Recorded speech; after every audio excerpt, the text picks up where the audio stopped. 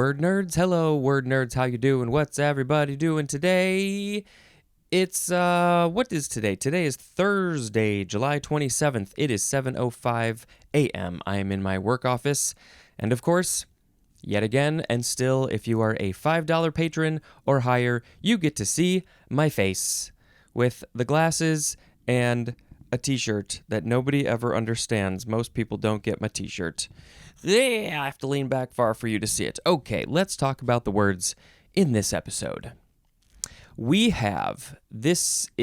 still in the EFs, just a few more EF words. The first one is Efik, capital E-F-I-K. It is spelled exactly like it is pronounced, Efik. Noun from 1849, 1. A member of a people of southeastern Nigeria. And of course, I have never heard of this group of people. So let's put a link in the show notes for the people. It's probably like a Wikipedia link or something. Number 2, we've seen this a lot. This is a pattern. The language of the Efik people is also Efik. So I guess the Efik people speak Efik, but it's not like, sometimes you put like an ending onto a language to change, to make it like, oh, these are the people, this is the language. But it looks like in this case, it's just the same. It's the same word. There is no etymology, but I think it's pretty safe to say that it is from the Nigerian word Efik, probably, or the Efik word Efik. Yep, no clue. Go check the show notes for more information on the Efik people. And Efik, that looks like it's the right pronunciation. All right, I need to make a sound effect, and I will just go frum, because that's a fun sound to make. Next is eft, E-F-T, and it is pronounced eft, is what the book says. Noun, from before the 12th century, the synonym is newt, N-E-W-T. She turned me into a newt. I got better. Especially, there's more. The terrestrial phase of a predominantly aquatic newt. So so is this like a life stage? So there's a newt. We have a little newt named Charlie. And this newt predominantly lives in the water. They mostly live in the water. They're like swimming around. I'm being a newt. I'm Charlie the newt, swimming in my water. Charlie the newt. But sometimes Charlie likes to go on land. Now, but again, is this a phase of life or is this just a part of the day? And it seems like it should be a phase of life, because if it's just a part of the day, you're not going to call a newt when it's in the water and an eft when it's on land. So maybe like when it's younger, does a newt live on land? And then that's when it's called an eft, I guess. That's fascinating. The etymology doesn't give us much. Frum. We have eft again, but this is all caps, so it's EFT or EFTS, still all caps, abbreviation for Electronic Funds Transfer, and then in parentheses it says system. So if it's EFTS, it's Electronic Funds Transfer System. Or just the funds, the transfer is just the EFT, I guess. Now, this is not NFT, although it's only one letter different from NFT, and things must be the same when they're only one letter apart from each other. But this book might be a little too old to have NFT in it. That's a big thing, but I don't know if they were invented this long ago, because it's kind of an older book. One of these days, maybe I'll upgrade something. Okay.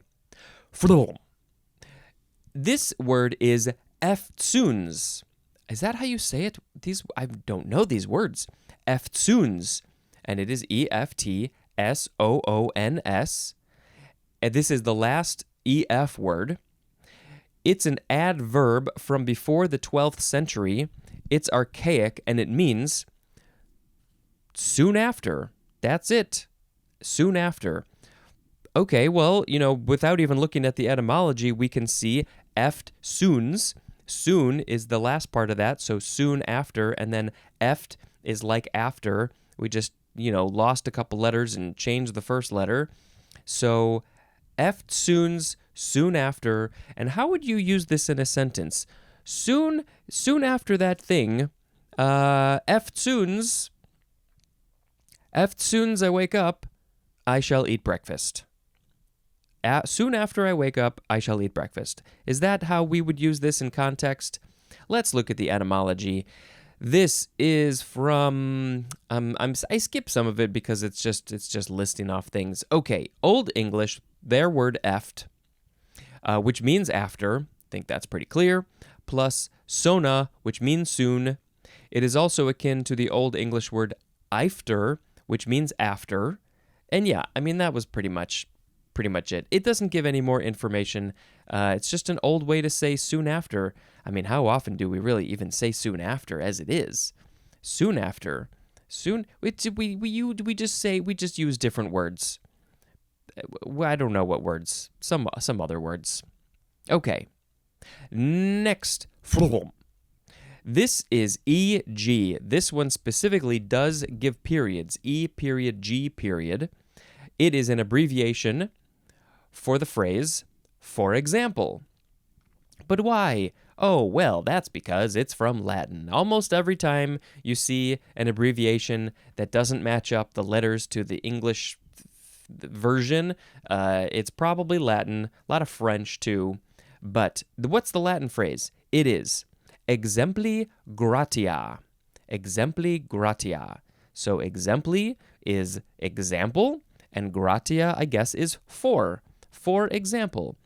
I don't know if that's a literal translation, but it's close enough. You know what? Should we just do a quick little Google Translate thing here? Let's see. What is it literally? I don't know. Let's see. We want to go from Latin. Do they have Latin in here? They must. Latin is such an important thing for us. Okay. Exempli gratia. What does it? It just means for example. That's it. Yep, there's no other literal. That's it. Okay, I was hoping it would be something more interesting than that, but I guess not. For example, you use this a lot if you want to talk about a thing. E.g., if you hear somebody say e.g., then they're talking about an example, or they're about to talk about an example. Egg. This isn't. You don't say egg. You would say maybe edge. It's spelled E-G with a capital E, but nobody verbalizes this. This is an abbreviation for Egypt or Egyptian. Capital E, lowercase g, edge, Egypt. When are we going to see Egypt? Let's see. Oh, just a couple episodes from now. Next is egad. Now, I would want to say egad, I guess, but it says it's an I sound at the beginning. Egad. You have to emphasize the second syllable. Egad. E-G-A-D. This is, I guess you could also say egads. Yeah, egads with an S at the end. It's an interjection. I love interjections. From 1673, and it just says used as a mild oath. I've seen this phrase so many times in the dictionary. Used as a mild oath. Used as a mild oath. Maybe, do I not know enough about oaths? Why oath? Is there a better phrase that we could use? Maybe, I don't know. We're going to learn a lot about the oath word in the O's. But, yeah, if I don't know that phrase, mild oath. What does that mean? What does that mean? I mean, it means, I don't know, it's just a thing you say. I guess? But the etymology has a bit more information because it says it's probably a euphemism. This makes sense. I think this makes sense. Probably a euphemism for the phrase, oh God. Oh God. So, there's the G-A-D,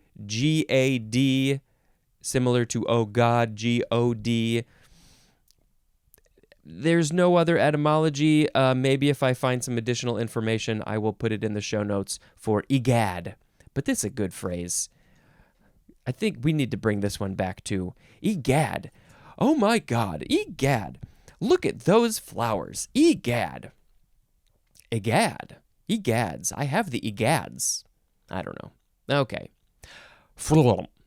Next is eagle. Is that how you say it? Or eagle? Eagle? Eagle.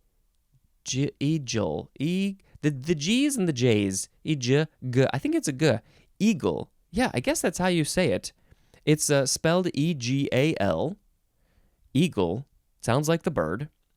Adjective from the 14th century. Now, what we can do, though, if I want to be real specific, let's go back to the word eagle and just see what was the pronunciation for that? Let's see. Yeah, it's the same thing. It is literally the same pronunciation. So perfect. I figured it out. I'm a smarty pants, and you shut up. Okay, this is an obsolete word, if you couldn't tell, because have you ever heard of it? Eagle, E-G-A-L. It just means the synonym is equal. So I wonder if it started off as eagle, and then just gradually through many hundreds of years, it just became equal. It turned into that. I don't know. Well, when we get to the etymology for equal, we'll learn some good stuff there. There's not a lot of etymology here. It really just says it's from the Latin aequalis, A-E-Q-U-A-L-I-S, aequalis. That's just equal. Equal, eagle. Eagle is equal. Okay, so we have actually a few more related words. Egalitarian. Egalitarian. So yeah, this is clear. If you know, I'll tell you in a second, but you know that's related to being equal, egalitarian, and it just got shortened to eagle. But then I guess people didn't like that word, and so they just turned it into equal, maybe. Egalitarian, adjective from 1885. Asserting, promoting, or marked by egalitarianism. And that, of course, is going to be our next word. Egalitarian is a noun. I guess that could be the person who is doing all this stuff, but I think it could be something else. Well, so yeah, egalitarian is the adjective, but also a noun. That's the word we're talking about. The etymology says this is from the French egalité, which means equality. From, the Latin, same word, aequalis, which also means equal. Equal. We are all equal in my eyes. Egalitarianism. Fun, long word. Noun from 1905. Interesting that egalitarian came 20 years before that.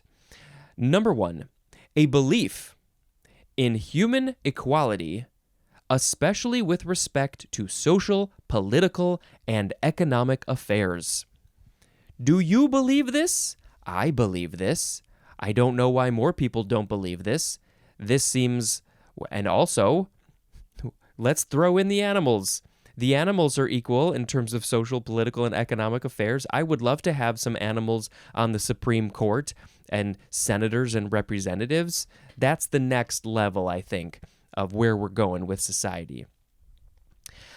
Yes, belief in human equality, socially, politically, economically. Why do we have this disparity? It bothers me. I don't know if it will ever get to a point of full equality, full egalitarianism in my lifetime, but I sure hope so, because I'm going to live a long time. You got time to fix this, people. Number 2, for egalitarianism. A social philosophy advocating the removal of inequalities among people.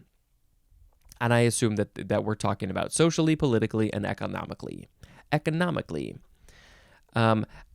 I guess I never really thought or realized that this was like an actual movement or like a state of mind or people say they're Democrat, Republican, socialist, communist, fascist. Would you say I'm an egalitarianist instead of one of those other things? Would socialist be most similar to this one? I would think. I don't really know a lot about the details, but it's for the little bit that I know, I would think so.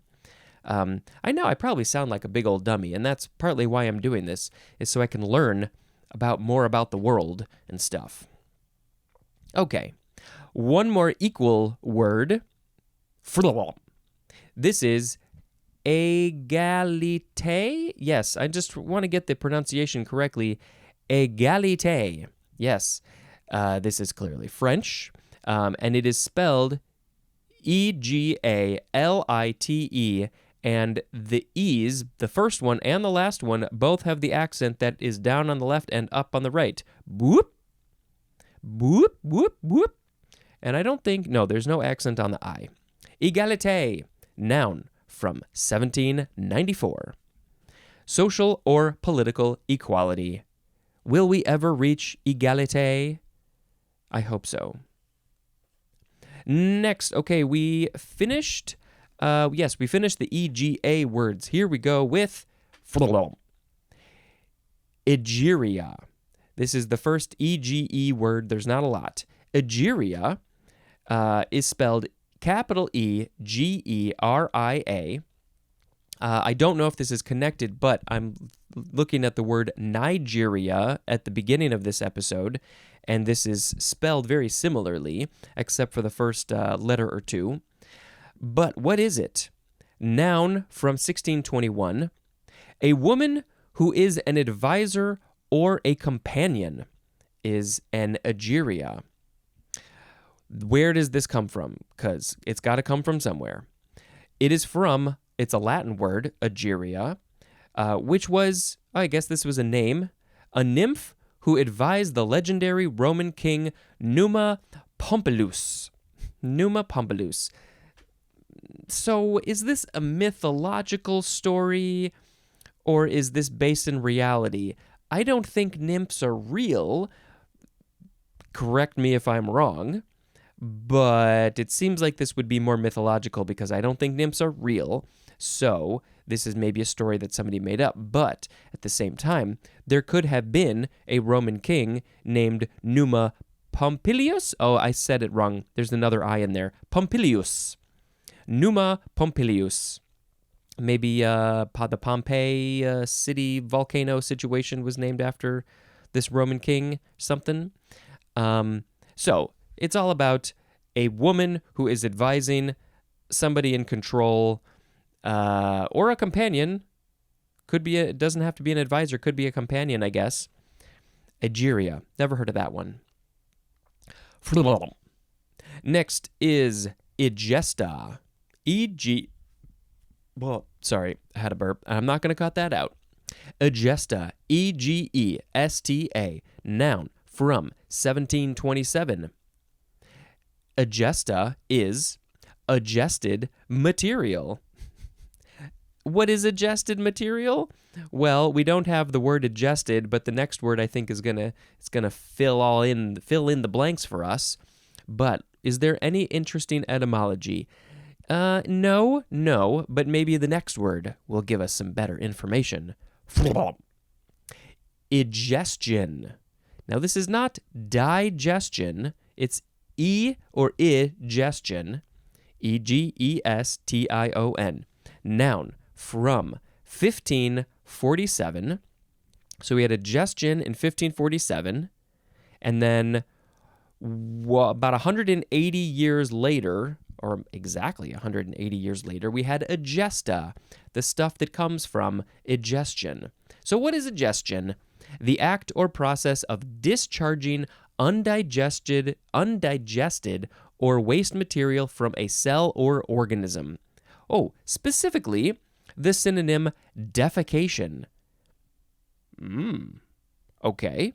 I was thinking this would be like maybe throw up. Like, haven't digested it. I don't want it in me, so I'm going to release it from the mouth area.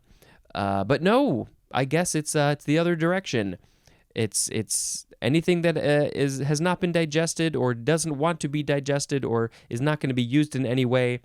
It goes out the other end. For some animals, it's the same end. How do you know if it's defecated or throw up in an animal that only has one orifice? Okay, defecation is egestion, and so I guess egesta would be the defecation, would be the stuff that was released. Egest is a transitive verb. Oh, sorry, excuse me, I gotta go egest. Don't put any effort in egesting. Egestive is an adjective. Yeah, let's look at the etymology. What do we got here? Let's see. The Latin verb egerere, or would it be egerere? I think they said egerere. That means to carry outside or discharge. From the e prefix plus gerere, which means to carry. So when you put the e prefix on there, it means to carry it on the outside of the body, or releasing it to the outside of the body, discharging it, not inside, outside. Let's go outside. Yeah, that's egestion. I feel like I've heard of this word, but never really haven't heard it enough in enough context. And so now, digestion is working on the stuff on the inside, and then egestion is releasing the unwanted stuff out into the world where it can play and be free. Next is EGF, all caps. It's the only EGF word, abbreviation for epidermal growth factor. And scientists probably use this. The next word is egg. This is a big word, EGG, egg. It's the beginning of a whole egg section, which will be mostly in the next episode. This is the first form. This is the shorter one. Oh, I guess you can also pronounce it egg. Some people like to put in that long A sound, egg or egg. I just say egg. This is a transitive verb from the 13th century. To incite to action. And this is usually used with the word on, egg on. I'm going to egg you on. Hopefully I'm inciting you to take some action, and those actions, I hope, would be to share this podcast, subscribe to it, write and review, subscribe to my YouTube channel, join the Patreon, email me, tell people all about this podcast. That's it. That's egg on. Egg on. I think it typically has a more mean, forceful, not mean or forceful, but like, I don't know. There's something about it like pushing, yeah. Inciting. I'm going to egg you on. I'm going to, I don't know. The etymology says this is from the Old Norse egia, which is akin to the Old English, I don't know how to say this word, ECG, egg. That means edge, EDGE, and there's more at the word edge. I wonder how that became the verb of egging. Maybe it's like you're pushing them to the edge. Go jump off a cliff. I'm going to egg you on. Go to the edge. Get on the edge and jump. I don't know. That's weird. Okay. The second form of egg or egg. This is a noun from the 14th century. Number 1A. Long definition. And we have a picture. God, we got to talk about the picture. 1A. The hard-shelled, reproductive body produced by a bird and especially by the common domestic chicken. Also, its contents used as food. So here is a picture of this chicken egg, bird egg. They're very similar. So. We got your typical egg shape. It's like an oval, but one end is a little pointier than the other end. Number 1 is the shell. That's the outermost part of the thing. Number 2, now wait a minute. We have number 2. Oh, I didn't finish reading it. It's the outer shell membrane. So I think this is when you got a hard-boiled egg and you take off the hard shell, there's that really thin layer around the substance stuff, that's the outer shell membrane. You got to peel all that off. Blah, blah, blah. Gross stuff. Number 3 is the inner shell membrane. So maybe that's the inner shell membrane. Now, according to the picture, this is specifically pointing to, again, hard-boiled egg. You take off all the stuff. The bottom side, the fatter side, has like a little pocket. And so this number 3 is pointing directly to that like little pocket area. It's like a little flatter than the actual shell. So I guess that's the inner shell membrane. Not entirely sure of the specifics on that one. Number 4, this is the airspace. So yeah, that pocket, that space in there, that's called the airspace. Let's go into airspace. Number 5 is the chalaza? Chalaza. Where's this one? Okay, this is this sort of like ropey thing that goes from the inside yolk to the more pointy end. It's called the chalaza, I guess, or chalaza? I don't know. That is, I'm guessing this is similar to the umbilical cord in a human baby, possibly. It's a whole different system. I'm aware of that, but it seems like it would be similar. Okay, 6 is the albumin or white layers, and this is just all of the white substance, the whitey stuff, the clear stuff, like when you open an egg into the pan or just into a bowl, all the clear stuff, that's the albumin. When it becomes hard-boiled, it becomes white and more solid. Number 7 is the yolk layers. This is interesting. The yolk has lots and lots of layers. There's like 1, 2, 3, 4, 5, 6. Looks like 6 layers.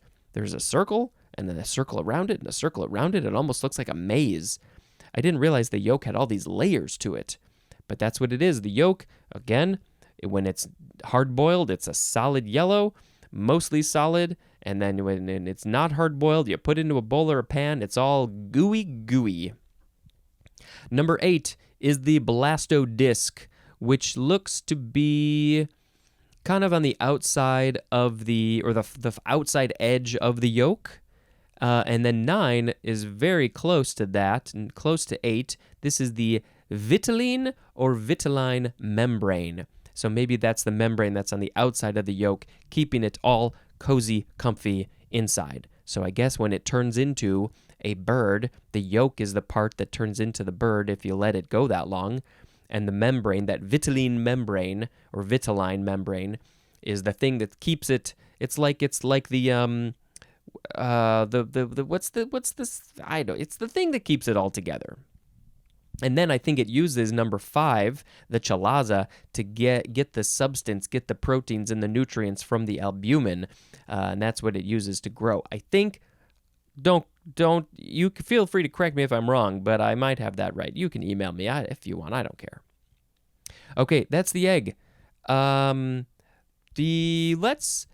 I'll just quickly say here, I do not eat the eggs anymore. I did enjoy them when I was younger, but I have chosen to not eat any animal products. I am totally fine with that. I have had a few times some fake eggs, like the Just brand, Just Foods. They have their egg. It's just this, yellow liquidy thing that you cook up. It's pretty good. I enjoy it. Only had it a couple of times, or I think I only bought the bottle once or twice. Eggs are a weird thing to replace, though, if you're trying to veganize something, and I really have not done much with that. I don't bake a lot. I have wanted to, do some baking. I'm just not motivated. I'm too lazy, and I got other things to do. But there are tons and tons of egg replacements. These days, we're seeing things like the Just brand releasing this liquidy egg substance, but, people also will use, like, applesauce or avocados or bananas or tons and tons of things like that, and it all depends on what are you cooking, what are you making that requires the egg. And so you're going to use one of those in different contexts, maybe one for a breakfasty thing, one for a baking thing. Eggs are very commonly used in lots and lots of dishes. And so, you got to find the right replacement if you want to get rid of the egg. Clearly, they do have they have nutritional value, but at the same time, you don't maybe want to eat too much of them. Too much of anything is going to be too much. So, I think eggs, of the things that I have chosen not to eat, I think eggs are the least bad from a nutritional standpoint. But yeah, also Sharon hates eggs. She's always hated eggs. And so they're just never going to be in our household, no matter what. Okay, let's move on. 1B, an animal reproductive body consisting of an ovum together with its nutritive and protective envelopes and having the capacity to develop into a new individual capable of independent existence. Whoa, there was a lot there. I'm not going to go over it again. But it's a lot of information. But I gotta end on that phrase, independent existence. Something can grow into a new thing and have its own life and be free. Be free! All right. 1C, the synonym is ovum, O-V-U-M. And of course, we'll talk more about that in the O's. Number 2. Something resembling an egg. Something resembling an egg is an egg. It's just an egg, like your head. Number 3. The synonyms are person and sort, as in a good egg. Person, I get. Yes, we sometimes call people a good egg or a bad egg. A sort, a good sort, a good egg. What context are we using the word sort in? That's interesting. Eggless is an adjective. Eggy or eggy is an adjective. There's a phrase, egg on one's face. And this is a state of embarrassment or humiliation. Oh, how many times have I had egg on my face? I was not there for this because I wasn't born yet, but supposedly my uncle literally had egg on his face because he was being nasty. He was probably a teenager. He was being nasty to his mom, my grandma, and she was making breakfast and got pissed at him and just dumped the breakfast on his head. And I think he deserved that, probably. I feel like there's so many things to talk about with eggs. I mean, we didn't even get into... 1B covered all that information covers just, all the eggs, but humans, we got eggs. There are a lot of people who are born with a uterus with ovaries and have the eggs in the ovaries, and they say that the ovaries, when you're born, have all the eggs you're going to have in your whole life. And that's a crazy thing to think about. But I don't know. I feel like there should be more to say about eggs. They are the thing that and the sperm are the things that come together to create life. How does that happen? Where does the life come from? The thing that animates us, that gives us consciousness, that makes us think about ourselves. Oh, that's a conversation. I don't know. Eggs are crazy. Eggs be crazy. Okay, there's the third form of the word egg, which is a transitive verb from 1833. 1, to cover with egg. You're gonna get egged. Don't get egged. PSA, please don't egg houses or egg people or egg cars at Halloween or any other time of the year.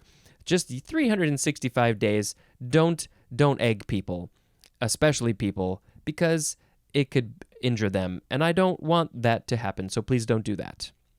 Number 2, to pelt with eggs. Yes, that is what we often think of with the verb egg, other than egg on.